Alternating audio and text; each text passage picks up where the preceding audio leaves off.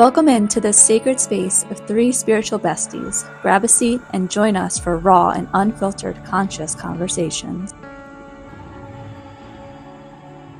Thank you for tuning in to Conscious Conversations with your hosts, Ashley. Nicole. And Brittany.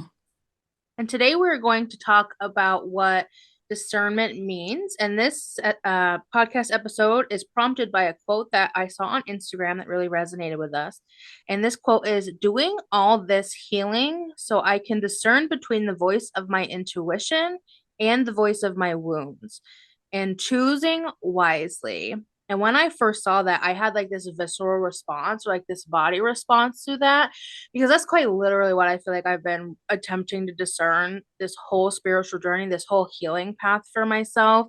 And that discernment comes in like so many ways. I feel like you discern between your truth, what resonates with you, but this act of discerning between the voice, like that aspect, and the way you communicate with yourself and you're listening to yourself, felt super impactful, especially when it comes to like internal wounds and healing, and how that might kind of shift the way that you even perceive things and how your perspective comes through.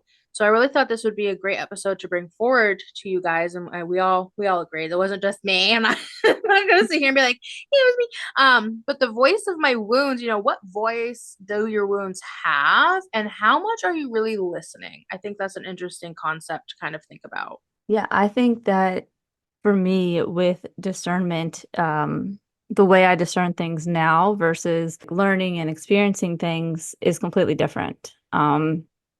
I'm becoming more aware of it.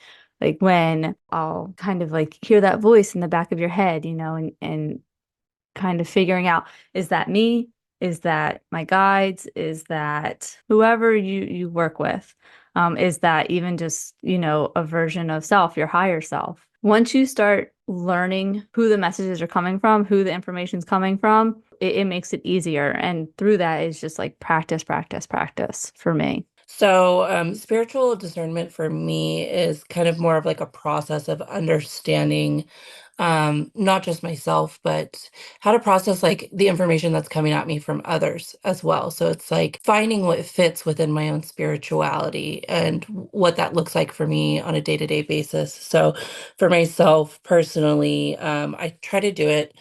If I'm like trying to make bigger decisions in life, I kind of do like a process of like elimination where I'll sit and reflect on what my future, I guess the future outcome will be within that, and see which one of those timelines really aligns for me. One of the biggest ways that I'm able to kind of weed out, um, I do a lot of overthinking about a lot of things. And so something that's really helpful for me is to just kind of sit within meditation and not just listen to my guides, but kind of be able to even tune out my guides and just listen to self. Sometimes it's not easy for me because I do feel like I process a lot of emotion from a lot of people around me. But in those moments where I'm having a hard time discerning between my own voice and the voices around me, I have a pretty solid group of friends that I can bounce ideas off of, and kind of get their opinions of what I should do moving forward, or sometimes even in a way of like if I go to my partner and I'm like, these are the decisions I have to make, so there's one of two things. So he'd be like, okay, decide right now. And if I decide right now and I feel like, oh, that doesn't sit well with me, then I know it's the other option that I should take, right? So it's kind of interesting how you can practice discernment in your day-to-day life, with something as simple as, let's say, what you're going to do with the weekend, right? So like this practice of discernment can come in like smaller steps in life. It doesn't have to be this big, huge thing. Like, what if I take this big job? Should I move? Should I do this? Should I do that? What's the next step within my spirituality? It can be small little baby steps to kind of get that muscle of discernment working for you. I love that you mentioned muscle of discernment, because I feel like mine was like broken for a good part of my life. Because when I first got into the spiritual journey, everyone that I kept looking towards for guidance, like, trust yourself, use your discernment. And I kept thinking, where is that? What is that? Like, how do I even know what that is? So it took me a long time to really even figure out, like, what I call internal compass is. And for me, it's in my heart. And for my heart to be a guiding force to me, it takes a lot of trust. And for my heart to discern between something, I usually will have like a clairsentient response of if it feels good or if it doesn't feel good. And then I myself am also an overthinker, so I often will overthink what I'm discerning as well. But it really took a long time for me to get used to like, what does this even feel like to have something resonate? And then my confirmation tingles began in my journey, which was nice because I had that again, another like visceral response to this. But for me, and many of our listeners might resonate with this, I didn't even know what discernment felt like or looked like or was like for me until I started my journey and started having to decide what my belief systems were. Because for me, in my journey, it was night and day. Like I grew up very much, I don't believe in anything I can't see kind of vibes, or I kind of believe like there were spirits and ghosts, but nothing beyond that, into fully believing there's a source and I am a psychic and potentially can talk to like extraterrestrials. So that was a massive shift for me. So it took a second for my body to catch up and even know how to respond to some of the stimuli that it was receiving. So I like that you said something about the definition of discernment, and I think that we kind of all touched on it. But if I could offer kind of a clearer definition for those tuning in who are still like, okay, you've said discernment 52 times, I still don't know what it means, right? The way that I defined discernment was spiritual discernment is the process of figuring out what feels right or true in spiritual matters. It involves thinking carefully about your beliefs and experiences, often seeking guidance through prayer or meditation or talking to trusted friends. It's about making choices that align with your values and that will help you to feel more connected to your purpose. Yeah, I love that because I feel like trust is a big thing, and also discerning like what's yours, what's somebody else's, and deciding like if that's for you, if that's like the right path for you. And even if you make a choice and it ends up not being the right one, that doesn't mean that your discernment wasn't correct. It just means that you needed to experience that to then pivot and go somewhere else. One of the things that I thought that you brought up, Brittany, that was interesting is like kind of discerning what's yours and what's somebody else's. And I feel like that comes a lot too with me with like generational expectations. What I grew up being expected of me, or how to behave or how to think. And even now it plays into my day to day of like, quite honestly, the voice in the back of my head is always like my mom. So I always say like my mom is actually my conscience. My mom always would be like, don't come to me if you unless you have all the information. Right. So I've started learning like, okay, I need more information before I approach somebody about something. Or, like this weekend, my dad was here. We wanted to go into the beach, into the ocean, and my dad's like all for it. He's so excited. And then in the back of my head, I'm like, wait, I'm not supposed to do that. Like, we just had a hurricane. Maybe I'm not really supposed to go into the beach, onto the ocean, you know, in that like rule, the unwritten rules of things. I went in anyway, because why not? We were having fun. But it comes in with that like discernment of, do I do this or do I not do this? What's the actual repercussions if I do something or not? I think I want to say thank you for bringing up this idea of the voice in the back of your head being your parents, right? Because I think oftentimes we do carry that into our conscious states. And the thing to remember about our parents, especially our moms, it's quite literally their job from the time we're born until they're no longer with us to keep us alive. And so a lot of their ideals and values and all the things that make us who we are, those are theirs, right? And so to be able to discern for what you're able to take into your life and leave behind what doesn't suit you is something that is very, very hard. And it does take a lot of internal reflection to see if those values and morals align with yourself. And if they don't, and it's something that, if there's things that you do that your parents don't necessarily approve of, guess what? You're a whole ass adult, and that is okay.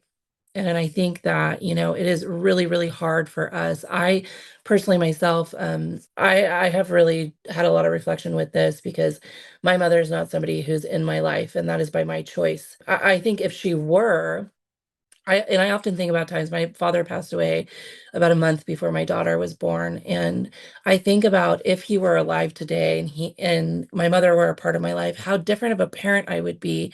And I do have to fully say that I think being able to separate myself from what they've taught me as a child into adulthood and into being a parent or lack thereof has really made me a better parent. And so being able to kind of filter out the idea of what family value was then. So, whatever their projections were of family has really made me a better mom, a better partner, a better person, more compassionate. Because I think that we also grew up in a time where children were kind of just looked at as, something to be seen and not heard. And so I really appreciate being able to have my adult mind and separate myself from my child self and learning to um, face those things that have made me a better person today. And I couldn't have done that without the self-awareness and the discernment of self and, the betterment of self. That makes me think a lot of kind of like what in let me put it this way, like in essence of different environments and how that bases at people within certain survival instincts kind of energy. So a lot of that made me think of kind of like and reflected on my childhood and when I was growing up and how it was within a lot of chaos, a lot of love, but a lot of chaos. And I didn't have a lot of time that felt super wholeheartedly relaxing emotionally or energetically. And now that I'm reflecting, that could have played a lot of the part in me lacking what discernment felt like to me.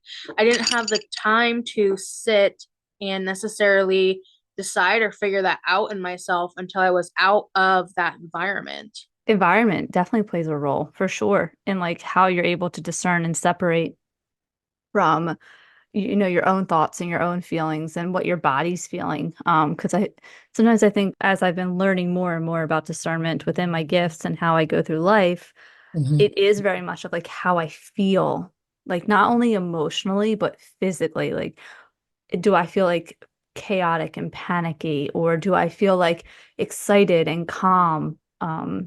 And then too, like where the thought patterns go, or Mhm. if I think about a situation and it instantly makes me mad, like where that comes from, and then discerning, is that something I've held on to forever, or is that something new, or is that something about how I feel about moving forward? Yeah, I think that emotional, oh gosh, emotional maturity and discernment is huge, right?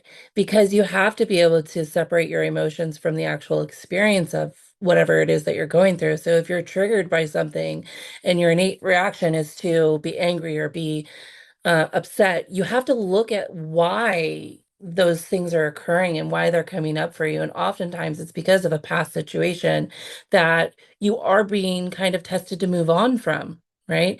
And what I've found, especially in my practice working with the infernal divine, is that they'll beat it into you until you learn that lesson.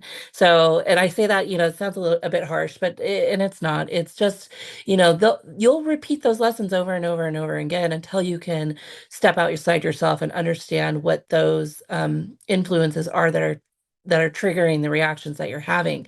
And oftentimes it does stem from childhood, but it also stems from, again, your environment that you're around, or maybe even, the people in your life that you have deemed unsafe, or, there's that aspect of it where it's like the views that you have towards any given situation can be so easily influenced unless you do truly know what your moral compass is and where your values and the perspective that you have on life comes from.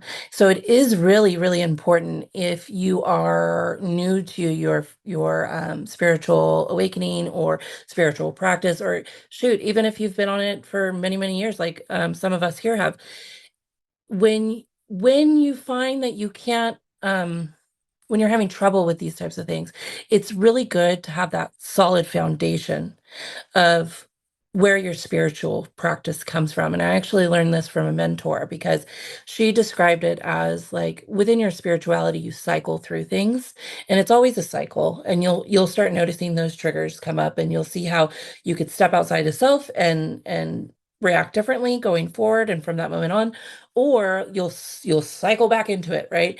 And so at the beginning of your cycle should always be your foundational practice.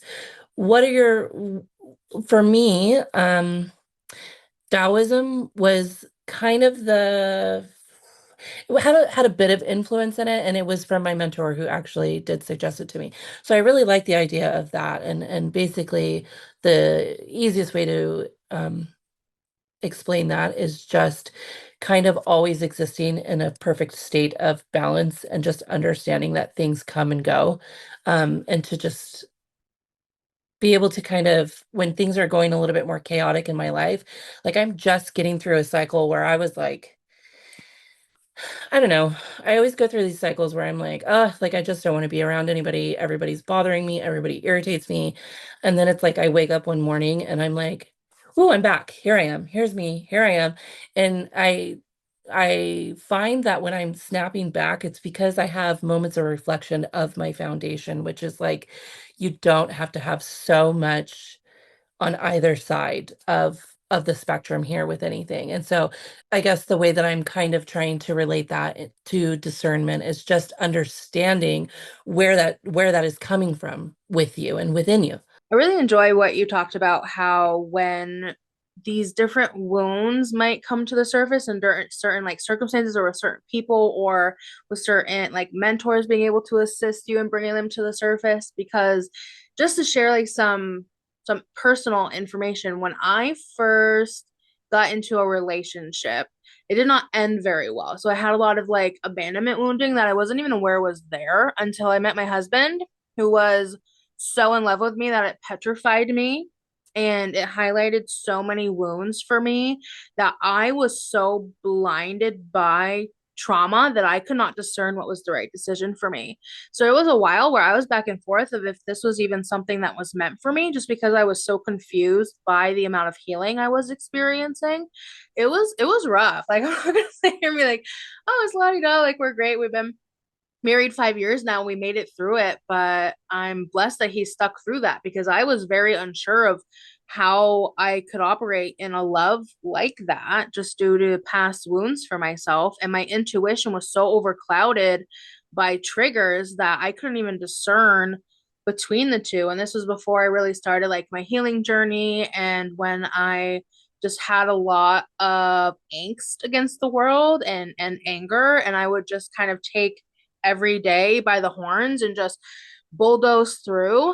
Even growing up, I actually had a nickname, Bulldozer. Just reflecting back on kind of relates a lot to how my energy really feels in these times of uncomfortability. Just plow through them. It doesn't matter. Just get on the other side. But now I discern between what's the purpose of this emotion, what's the purpose of this trigger, what's the purpose of this wound. So it's kind of like my wounds and my intuition, they made friends with each other and they're able to Mm. assist each other as well. That makes me really emotional hearing you talk about that, about how they kind of made friends with each other, because that's definitely something that not a lot of people get the chance to understand about themselves, and so it takes a lot. I understand fully that it takes a lot to perceive something like that. So I hope that as your friend, I'm always here to support you and love you and extend whatever I can towards you, but that aside, like I hope that you give yourself that credit and give yourself those pats on the back because that is fucking hard. That is really, really hard. And anybody that is going through that, when you're in it, you're in it. And when you come out the other side of it and you can reflect back on it, there's nothing more beautiful. And when you want to talk about power, that is fucking true power. That is true fucking power. So good on you, my friend. You did. That is just fucking amazing. I'm so like, I love you so much and I have so much respect for you. And I know those things weren't easy. And so, gosh, I hope you're proud of yourself. And I'm not going to cry, I swear. Really appreciate you saying that. Hearing it outside of myself means a lot because Hmm. I am proud of myself. It took so much fucking energy to do, Hmm. truly. Like I can't even fathom looking back how I got through all of that and made it to where I am now. I am so different than the person I used to be who was just wounded and trying to survive. And now that I've befriended her, I'm trying to like take care of her and heal her and allow myself to be this new version of me. And it's actually something that I'm in therapy working on. So I do want, our listeners to know that this is not something that I just worked on with chakras and rainbow flames. And I've been in therapy and talk therapy, and I've worked in different capacities of healing to really get a full spectrum of understanding of why I am the way they am, why my nervous system is the way it was, because my window of tolerance for different stimuli, for different triggers has grown and grown. So I'm able to observe them more. But when my discernment was shut off, my window of tolerance was small. I didn't even know it was there. I didn't even know what it looked like. So now that I'm looking at it, I'm like, wow, I really built this window. I'm looking at it from outside looking in, Hmm. but when I was inside looking out, I couldn't even see it. It was too clouded.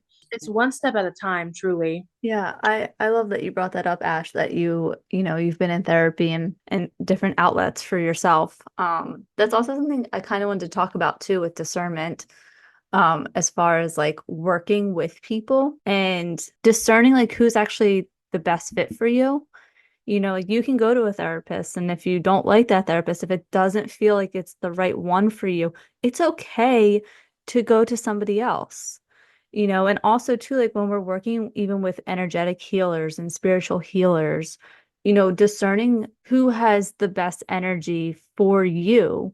And also, I feel like when you start your spiritual journey, you're like, give me all the messages, tell me all the information. But then you realize like that was too much. And now I don't know where to start.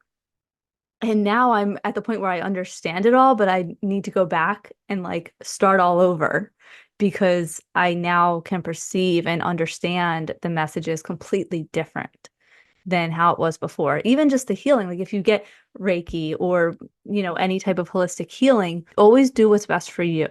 And if you feel like what you did didn't work or you need more or you need to look somewhere else, it's okay. It's okay to be in 15 different directions if you find what works for you.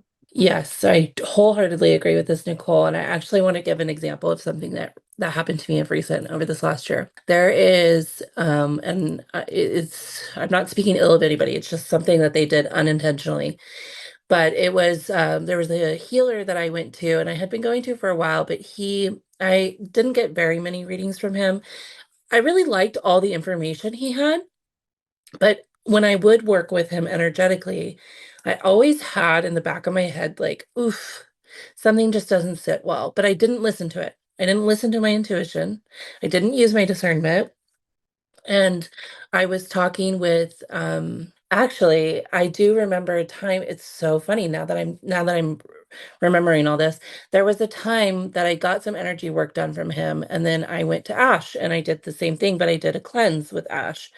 And she had mentioned something similar that had happened where she was like, there's something in your energetic field or in your energetic body that is not of yours. And it's like they don't know that they left it behind, but it's there. And it's almost like siphoning energy from you. And it's going into places that it doesn't belong. And I was like, oh crap. Like, and I didn't at the time I was like, oh, it was probably just like an attachment or something. I didn't really think too much into it. But then months later, I did another working with him, but it was in a group setting.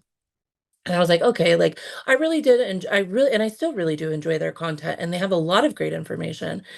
But again, it's the energetic work, it's the consent to working with him rather than just receiving the information and taking it and using my discernment of what aligns and what doesn't. It's agreeing to that consensual energetic work from them. So anyway, so I was feeling like real icky, and then one of my guides came in, and he was really adamant about technology. And they were like, you need to put some protections up with technology, you need to cleanse, you need to do these things. And I was like, okay. So I did. I worked with Ash again. She helped me with that. And then my other mentor that I had that I was working heavily with at the time, I was talking to her about these attachments that I had, and she's like, "Well, if you don't mind, can I please, go in?" Of course, I trust her wholeheartedly. She's helped me along my journey just as much as Ash has. Both amazing mentors. If either of you guys are looking for one, please go to Ash. She's amazing. But anyway, so my other mentor, she went in and she went in with Lucifer, and Lucifer showed her exactly what was happening. And this, she called me and she's like, "Hey, Britt, like, did you recently get energetic work done?" And I was like, "Yeah, last night." And she goes, "He left behind like his complete self in your energy." And I was like, "What do you mean?" How, who, what, why is this happening? So it's something as an example for people, like, if you just feel even just a little bit off, please just listen to your intuition.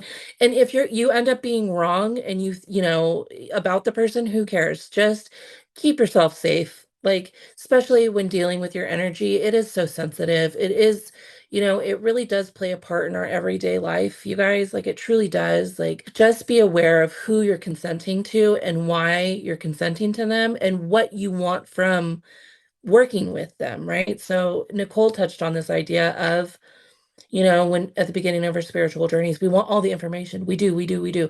You guys, we're not going anywhere. We're on this planet for hopefully another, depending on how old you are, till we're into our 70s, 80s, maybe. Okay. Like, this is not a rush. Like, this is not like, there's no rush to the end. It's okay to slow down, integrate, live life a little, do whatever you can. Like, just remember there is no rush, and really, really think out the people and feel out the people that you choose to let in your energy, because it is so important. It is so important. And one thing I'll say too is, when you find those mentors that have really helped you along in your journey, please let them know how much they mean to you, because truly, I know Nicole has, Ash has been a mentor for Nicole as well. And, we can't say enough good things about her because she's our friend, of course. But as my mentor, outside of being my friend, I would not be the person I am today without her. And with Nicole, Nicole gives me amazing advice all the time. Amazing advice. We have another friend. You guys know who? Erica. Amazing. Shout out to Erica. We love her. She's the best. She may, you know what I mean? So find those groups of people and that community that you can test your discernment with as well.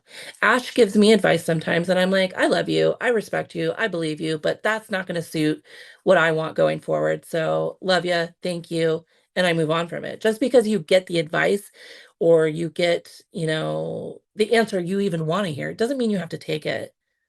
That's part of it too. Put that into practice. I do want to know, being on the other side of this, so many practitioners are based in ego, unfortunately, and they want to be correct and they want you to listen to them and they want to be right because they want to be validated. And in my personal practice, I'm just the messenger. I have no say over what these people are telling me to tell you. You know what I mean? So I do heavily believe in that discernment of who you allow work in your energy. And then also it's up to the discernment of the practitioner of what they're telling you. There's so many layers to this, because I'll be sitting in a reading and I have my own boundaries of, I won't do major legal, finance, safety, or health readings. And if something's trying to come through that's one of those, I discern that I'm not going to say something, because that's not, I don't want legal stuff. I don't want to diagnose people. That's not why I'm doing what I'm doing. That's not my path. I think that's an amazing path for others, but that's not for me. So even me discerning the messages that Mhm. are coming through from the guides or putting boundaries up, like, there's so many layers to all of this when working in a spiritual state. And then there's also layers to that for those of you who have just day-to-day regular jobs. You have to discern the guidance and the information your boss may be giving you, or discern the advice that you're getting about something that might be going on with your health. You might have options, and sometimes Mm. people get so confused or overwhelmed by options because their discernment is giving them many options. And sometimes you have many options because both are good. You can have more Mhm. than one option be okay for you. Mhm. That was perfectly said. Perfectly said, because it is something that's outside of spirituality too. It is in our day-to-day lives. So you do have to discern things that parents are telling you, teachers are telling you, bosses are telling you, partners are telling you. So it is such a practice of what sits well with you. Like what works for you, not what works for the other person. I think a lot of the things too, and I want to say this really quick. I don't want to get into it much, but there are even friendship groups where a lot of the times, because especially as women, we tend to be a little bit more of like people pleasers, unfortunately.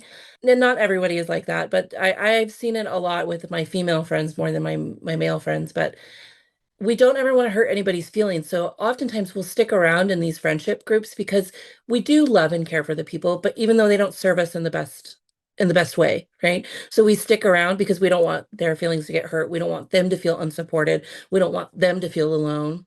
But what does that matter if it's taking a toll on you and your mental health and your emotional wellness? What do they have to do with you? Nothing. So that's another thing to discern. Friendship groups, number one, family, number two.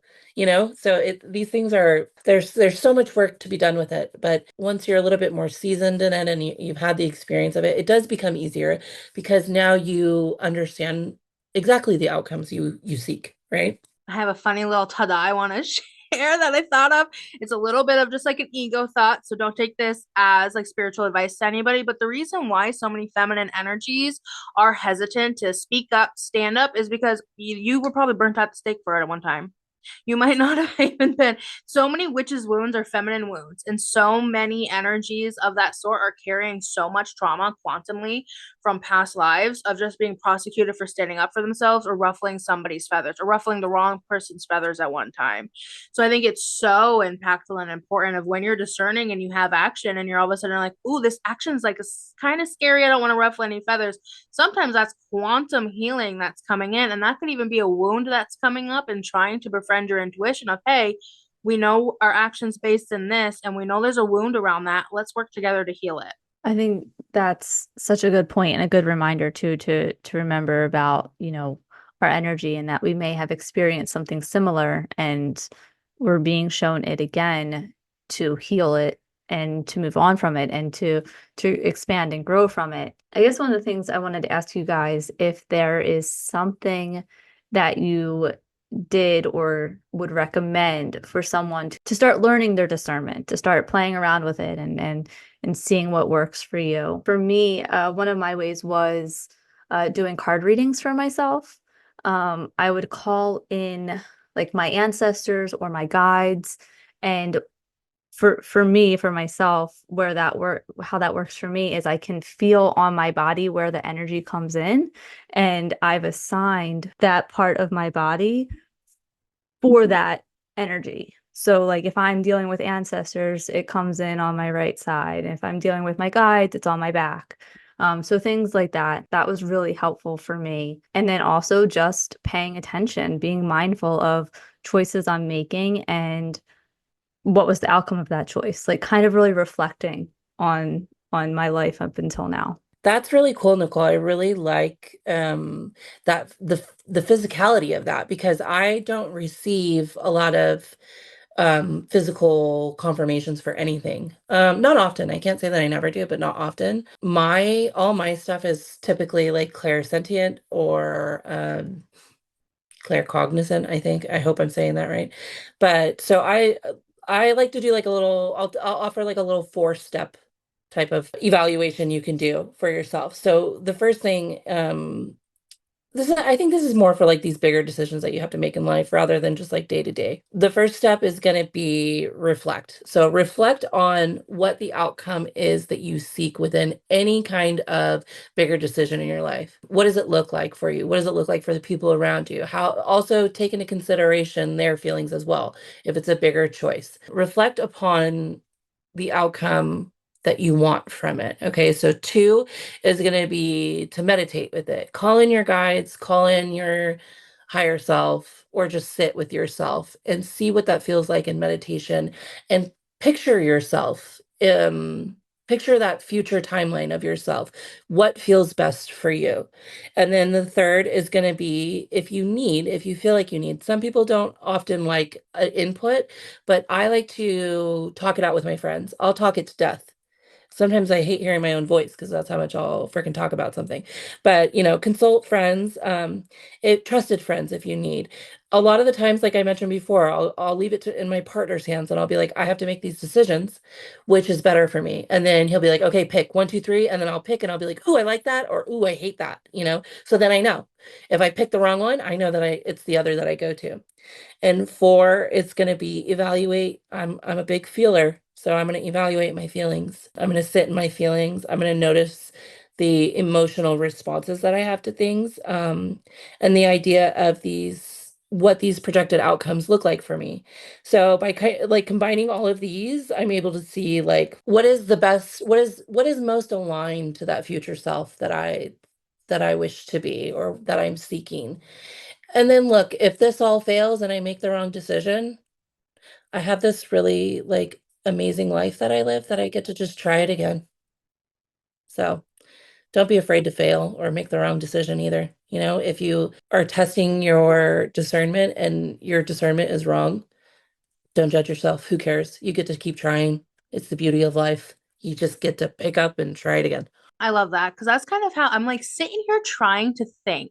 When you say you can just pick up and retry again, I'm like, I've spoken in the podcast about how I didn't know my discernment. And then all of a sudden, while it was on, I had no trouble trusting it. And I'm sitting here thinking to myself, how did I even do that?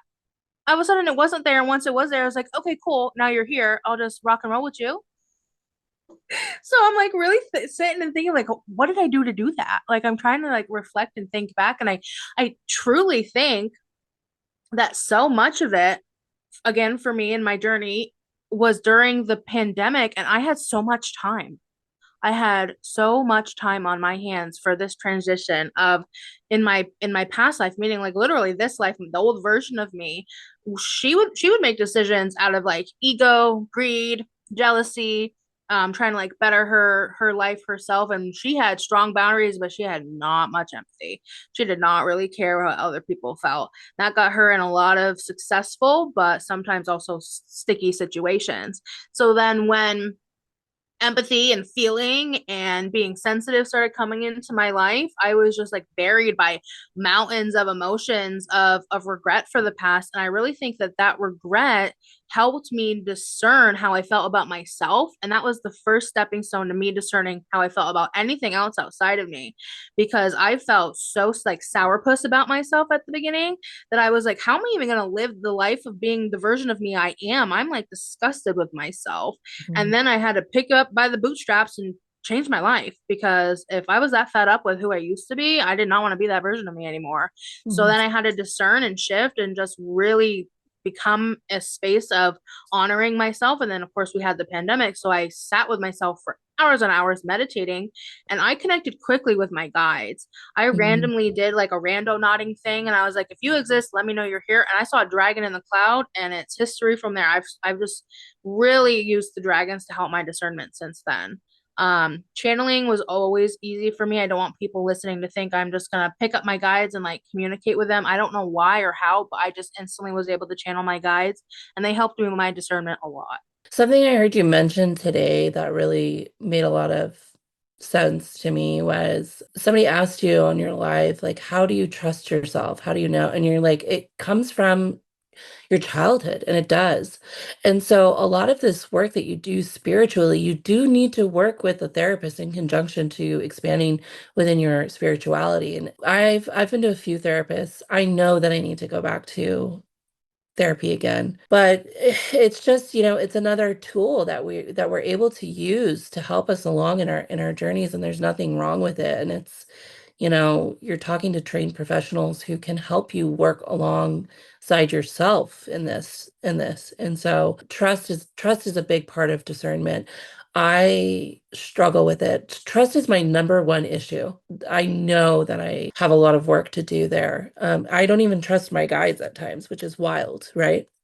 Because I mean, that's quite literally their job. But I'm like, no, you don't know what you're doing. Get out of here.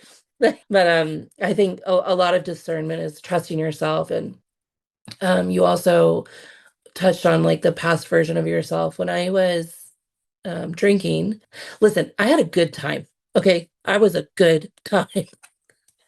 But But, I didn't always make the best decisions for myself, and I was very selfish. And it's funny now because I think about what I was then, where I was like, I was drinking all the time, but I was still like a very functioning alcoholic where I put on the faces, I put on the masks. Like nobody knew that I was the alcoholic that I was, which is crazy. Like I still have family members that were like, "Why did you stop drinking?" I'm like, "If you freaking knew." So like I was still a very good mom. I was still a very good partner. As soon as I stopped drinking, I had to reflect on those past versions of myself that really hurt the people around me. And that was really fucking hurt. And I hurt myself too. It's not just the people around me, I really hurt myself. And I think a lot of the trust issues that I have are because I don't necessarily trust myself. Because if you think about it, I've been sober 5 years. So it's like I'm still getting to know myself. I'm 5 years old technically, you know what I mean? Like just getting to know this version of myself who I am today. And so the trust that I have or I don't have for myself is that's again like a building block.